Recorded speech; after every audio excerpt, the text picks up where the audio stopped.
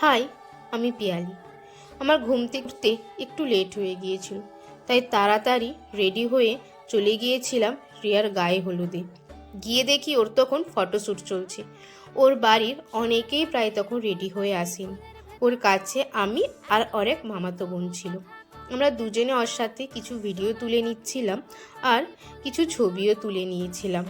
ওর বাড়ির চারপাশে ছবি তোলার জন্য কত সুন্দর সুন্দর জায়গা রয়েছে। রিয়াকে খুব মিষ্টি লাগছিল দেখতে।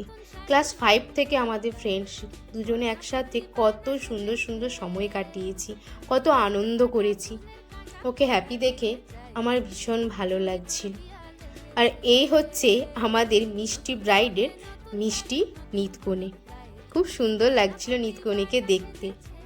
তার কিছুক্ষণ পরেই ছেলের বাড়ি থেকে গায়ে হলুদ চলে এসেছিল। গায়ে হলুদ আসতে লেটই করেছিল কিছুটা। গায়ে হলুদ আসার পর তাড়াতাড়ি করে রিয়াকে গায়ে হলুদের জন্য বসিয়ে দেওয়া হয়েছিল, কারণ গায়ে হলুদ সারতে অনেকটাই সময় লাগবে। তারপর আরও কিছু নিয়ম রয়েছে, সেইগুলো সারতেও অনেক টাইম লাগবে। রিয়া যখন গায়ে হলুদ হচ্ছিল, ওকে দেখে আমার নিজের বিয়ের সময়ের কথা মনে আসছিল। সত্যি মেয়েদের জীবনটা কি অদ্ভুত। 25 বছর যেই বাড়িতে কাটায়, এক রাতের ব্যবধানে সেই বাড়িটা মেয়েদের কাছে পর হয়ে যায়। রিয়ার নিয়মগুলো সব মন দিয়ে দেখছিলাম আর নিজের বিয়ের সময়ের কথা ভাবছিলাম। আর নিয়মগুলো হয়ে যাবার পর আমরা একটু ছবি তুলে নিয়েছিলাম